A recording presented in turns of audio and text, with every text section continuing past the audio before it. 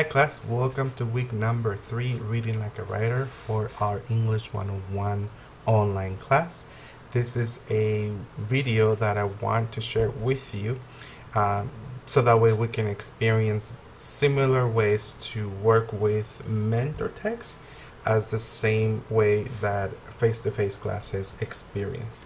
So with this video, you can pause anytime, you can rewind, you can restart it if you need to, you can come back to it the next day. Just want you to take your time and really practice the exercises that are set up for this particular video in this week. And the first activity that we're doing right before we start the conversations about reading like a writer is going to be a free write activity, a 5-minute free write that I always do in my in-class face-to-face classes. So we want to experience the same here in our class. So take a piece of paper and a pencil and we're gonna write. Okay, so here's your prompt. Sometimes we think back on the things of our past, events, relationships, ideas, and they seem so far away, so distant. We bring those experiences back through a memory and they become significant in our lives. And here's your ready? Write about something, an experience, an anecdote from your past. What is that experience? How are you going to write it? How does this make you feel?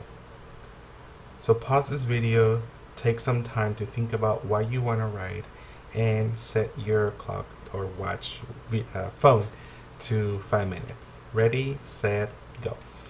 Okay, so we're gonna put that free write aside. We're gonna come back to it later, and even if it's something insignificant, whatever it is, I just want you to experience with this habit of writing just because you need to write.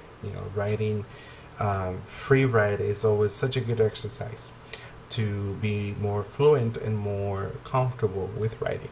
Okay, so here is our topic for this week: mentor text, reading like a writer. Week number 2 was active reading. We talked about what it meant, what it implied, and the steps that we need to take to make sure that we read actively. Now this week we're taking that aspect to the next level, which basically means is why is it that we're reading this text? And we're going to take these texts as part of our guidance or mentors, just to see how these authors really put together their text. And when it comes to write our narrative, writing project number 1, then you can actually start thinking about, oh, okay, I could do the same or something similar in my text. Now, the idea of a mentor text comes from the DIY type of self-taught text that we see online: YouTube, Facebook, Instagram, even Pinterest. For example, every time I don't know what I want to wear or what I could actually put together for my outfit of the day, I know I'm like that, I go to Pinterest and I find specific outfits put together that I could actually use. Oh, I have those pair of pants, I have those shoes, something similar. Okay, here is what I could do based on what I saw. So the idea of a mentor text comes from there. You don't really need to know fashion, you don't really need to know how to cook or be a chef. Just by looking at these texts, at these videos or pictures, then you get an idea and you can actually teach yourself how to do something. The same concept, I think, applies to reading or writing in general. When you think about a newspaper or an article online or a magazine, a novel or poem, or even a podcast, those are mentor texts because they have gone through a process of editing, revising, and all this other really cool stuff. And they really are experts. People who put these together are experts, that teach us something. So I want you to think about how these narratives that we have read so far could also become mentor text. You should be familiar with the definition of a mentor text that I shared with you on Canvas. I put it again here just to get you, just to keep you updated, if you will, and reminded. That's what I meant actually, as to what a mentor text is. But just to give you more a better idea why we're doing this, is I want to remove the misconception that we have about writing, because even when I was a student, I also experienced I had to use a textbook and I had to follow what the text was telling me, but I never really experienced writing the way I wanted to. It wasn't until I went to grad school and I really got into the magical world of writing. So one of the reasons I don't choose textbooks is because I feel and I believe that the text that we really need to look at, the writing that really matter to us, is already out there. It's already published, and we don't really need to think or look at specific formulaic ways of writing, because again, these texts already are teaching us something without becoming those boring textbooks. I don't want to say, though, that textbooks are bad. I'm just saying that's not something that I think is going to be as tangible and as practical as a mentor text. So with that in mind, let's move on to talk about the writing process. With the writing process, we have the drafting, we have to put it together, and the revision. We have to check if it makes sense for us, if it doesn't, whatever it is. But those two steps of the writing process should be part of our way of writing. There is one more, which is already right here, called vision. I want you to think about how the text that we're looking at, that we're reading, are put together. We have a vision as to how they are put together, so that way we can use some of the stylistic choices that these writers used when it comes to word choices, punctuation, paragraph length, and structure and organization, and all these other elements, tools, materials, if you will, that would help us understand how we can actually put something together as similar as possible as those mentor texts, if that makes sense. Now, with that in mind, let's bring this mindset into the whole conversation about mentor text. For that, I want you to think about what the main difference, or one of the main differences, could be plural, are between reading like a reader and reading like a writer.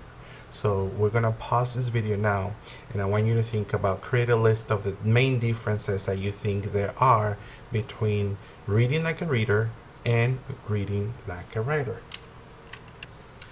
Now that you have your list of reading like a reader and reading like a writer, don't forget to share those on our Google document or class notes for this week, because that's part of your homework and participation. Okay, so now you've seen what others have said about reading like a reader versus reading like a writer. You've shared your own. Now we're having a different lens, as to what we're doing, how we're looking at these texts. And instead of reading or wearing these glasses of reading like an active reader, we're going to put these other glasses that are basically reading like a writer. In other words, I want us to think about, change our mindset and start thinking about like a writer. If you were to write something like this, like these authors did, how would you put something together? I want you to have that vision, and that's what we're doing right now. Change your lenses into reading like a writer. With that in mind, then we're always switching between what we notice on a mentor text and how that mentor text is put together. Okay, now right now you're probably thinking, what does that mean? But I want you to think about these two questions as we jump into looking at these mentor texts. The first question is, what do I notice as a reader? And I wonder how this was put together. Word choices, punctuation, sentence length, and all these things. If it doesn't make sense right now, that's okay. We're gonna get into the writing itself, and that's when it's gonna make sense for all of you, I hope. Okay, so here's the actual, point, the most important part of this lesson. Here's a mentor text. It's a sentence, or a passage that I liked from one of the readings that we are familiar with.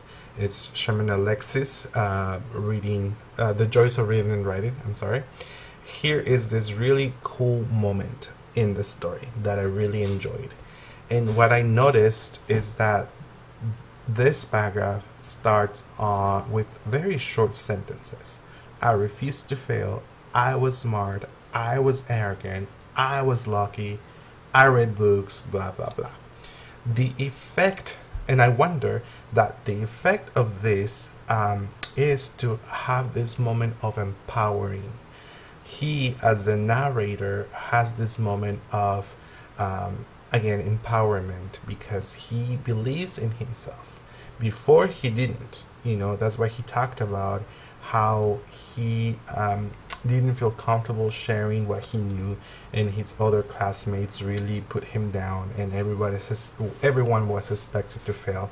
But then the next paragraph, which is this particular moment right here, he rejects that idea, that expectation for Native Americans, and then that's when he gains that power of identity and power of belonging, because he really wanted to embrace who he really was. And I think that's an important moment in the story that I could probably use to talk about the moment where I refused to fail, and really I wanted to learn English. So I wanted to take that moment from this mentor text and use it, apply it to my own story. So here is my sentence that I took, the style and the way that the mentor text was done. I wanted to take the same thing, and you notice that I actually used the first two sentences from the mentor text. I refused to fail. I was smart. But then I switched it a little bit when I talked about how selfish I was, because I wanted to learn English as fast as I can. And I wanted to create that moment of empowering for myself and for my story. So the way I used that mentor text was with emphasis, with the I, in specific moments, specific sentences that I think are very important and empowering for him as a narrator. But I wanted to take them as part of me, as me as the narrator for my own story. So my story is about learning English and and really embracing that moment, and that's what I wanted to talk about in this particular passage. I refused to fail. I was smart. I was selfish. I wanted to learn English as fast as I can. I practiced at work during break time. I would watch TV shows in English with subtitles and write down phrases. I then would repeat them as many times as I could. And it's, again, for me, it's more this emphasis of here's what I needed to do to make sure I move up in learning English, because sometimes it could be that you get too comfortable with where you are, where you're working, but you don't really move up. You don't really take the opportunity. I mean, me as an immigrant, to really feel comfortable and confident enough to say, hey, I could also do that. I could learn English and I could actually become something better. But that was me. That was how I put it together. Now I want you to try it. So you could go back to your free write activity, to that anecdote, that moment, that memory that you put together, or anything else. Doesn't have to be from that particular writing.